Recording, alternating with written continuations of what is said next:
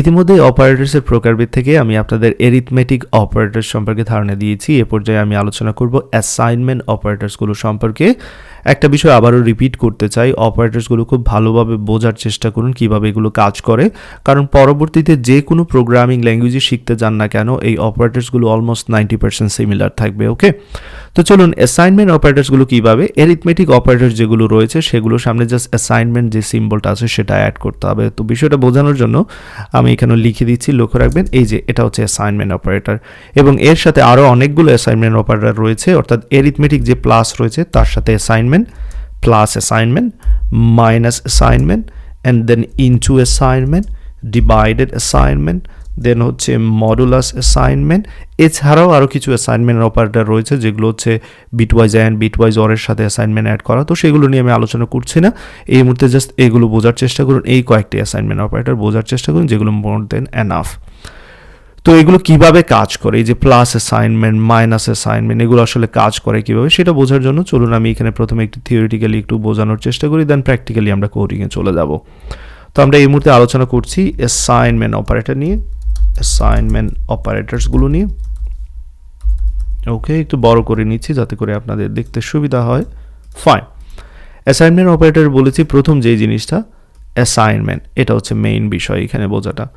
তো এই অ্যাসাইনমেন্টের সাহায্যে আমরা কী করতে পারি, কোনো একটা ভ্যালু বা কোনো একটা ভেরিয়েবলকে অন্য একটা ভেরিয়েবলের মধ্যে স্টোর করতে পারি। ফর এন এক্সাম্পল, আপনি এ অ্যাসাইনমেন্ট 3, এটা কিন্তু এ সমান 3 না, লক্ষ্য রাখবেন সমানের জন্য আলাদা একটা সিম্বল রয়েছে, ইকুয়ালিটি বোঝানোর জন্য আলাদা সিম্বল রয়েছে। এটার মিনিং হচ্ছে, এই সিম্বলের মিনিং হচ্ছে যে 3টা আপনি এর মধ্যে অ্যাসাইন করছেন।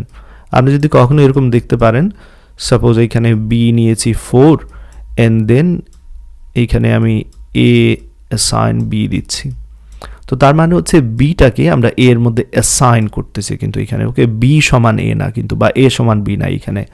অ্যান্ড দেন পরবর্তী যেটা বলছিলাম যে এখানে যে সিম্বলটা দেখতেছিলেন আপনারা, যে অন্যান্যগুলো plus assign, minus assign, into assign, যে কোনো একটা যদি বুঝতে পারেন অন্যগুলো খুব সহজ।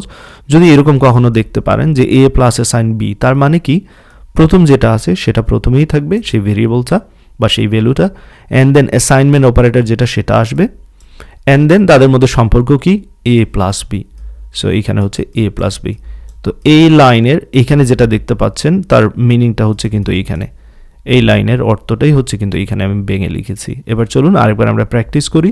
যদি কখনো এরকম দেখেন এ মাইনাস অ্যাসাইন বি থাকে, তার মিনিংটা কি হচ্ছে, প্রথম যেটা থাকবে সেটা অলওয়েজ প্রথম, then assignment operator, and then তাদের মধ্যে সম্পর্ক হচ্ছে নেগেটিভ, মাইনাস এখানে subtraction, so A minus B, that's all. যদি কখনো এরকম দেখেন এ ইনটু অ্যাসাইন বি, তার মানে কি দাঁড়াচ্ছে, তাদের মধ্যে সম্পর্কটা কি, তাদের মধ্যে সম্পর্ক প্রথমে যেটা আছে ভেরিয়েবল সেটা থাকবে, and then A into B বা এ মাল্টিপ্লিকেশন বি, এরকম। ওকে, তো এখানে একটা বিষয় আমি আবার বলে নিতে চাই, যখনই আপনারা দেখবেন যে এ সমান সমান এ প্লাস 1, এই যে যেটা দেখতে পাচ্ছেন এ সমান সমান এ প্লাস 1, এটাকে অ্যাসাইনমেন্ট অপারেটর দ্বারা রিপ্রেজেন্ট করা যাবে না, অবশ্যই যাবে। যখনই দেখবেন এই যে সমান দিয়ে প্রথমেই যেটা এক্স্যাক্টলি সেম ভেরিয়েবল আছে, তখনই কিন্তু আপনি অ্যাসাইনমেন্ট অপারেটর ইউজ করতে পারবেন। লক্ষ্য রাখুন এখানে এ ইনটু অ্যাসাইন বি যখন ছিল তখন আমরা কি বললাম, এটা সমান হচ্ছে প্রথমে যেটা আছে, অ্যান্ড দেন তাদের মধ্যে সম্পর্ক হচ্ছে এ ইনটু বি। এই যে প্রথম যেটা ভেরিয়েবল যার সাথে অ্যাসাইন হচ্ছে সেটা কিন্তু এক্স্যাক্টলি সেম। সো এটাকে আমরা কিন্তু অ্যাসাইনমেন্ট অপারেটর সাহায্যে এরকম লিখতে পারি, জাস্ট বোঝানোর সুবিধার্থে এখানে লিখছি। লক্ষ্য রাখবেন এ প্লাস অ্যাসাইন 1, তো এখানে এর ভ্যালুটা আসলে 1 আমি ইনক্রিজ করে এর মধ্যে রেখেছি, এক্স্যাক্টলি সেম কাজ কিন্তু অ্যাসাইনমেন্ট অপারেটর দ্বারা করতে পারি। আপনি যদি কখনো এরকম দেখেন এ প্লাস অ্যাসাইন 4, তার মানে কি, তার মানে হচ্ছে প্রথমে এখানে এ আছে, এই থাকবে প্রথমে, then assignment operator, and then a plus 4, তাদের মধ্যে সম্পর্ক হচ্ছে এ প্লাস 4।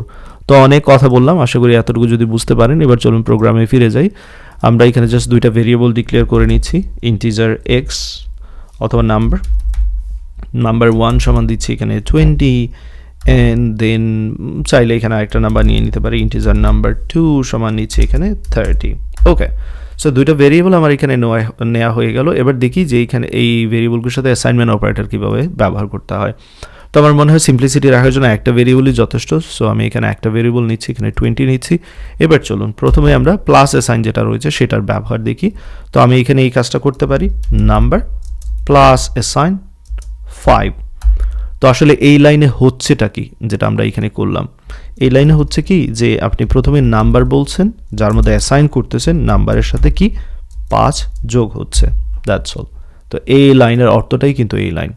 আশা করি বুঝতে পেরেছেন। চলুন আমরা এটা প্রিন্ট করে দেখতে পারি। console.writeLine আসলে কাজ করছে কিনা সেটা আমরা চেক করে নিতে পারি, যেমনটা এক্সপেক্ট করছি সেটা কাজ করতেছে কিনা।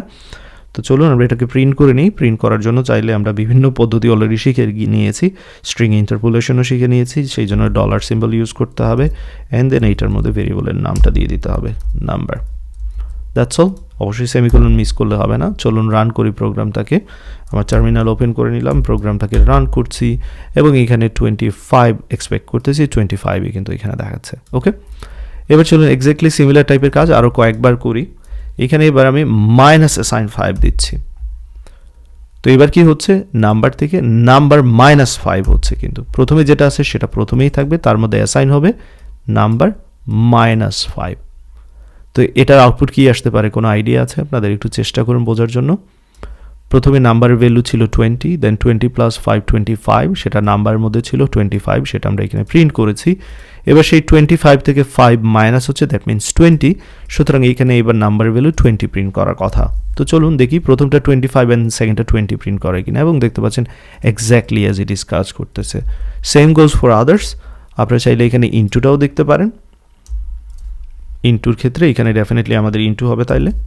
তো আগে ছিল নাম্বারের ভ্যালু 20 লাস্ট ভ্যালু, এবার 20-র সাথে 5 গুণ করলে এটা হবে 100, এবং এখানে 100 প্রিন্ট করে দেখানোর কথা। তো চলুন দেখে নিই 100 প্রিন্ট করতেছে কিনা, এবং দেখতে পাচ্ছেন 100 প্রিন্ট করতেছে। ফাইন, চলুন এবার দেখি ডিভিশনেরটাও দেখে নিই আমরা।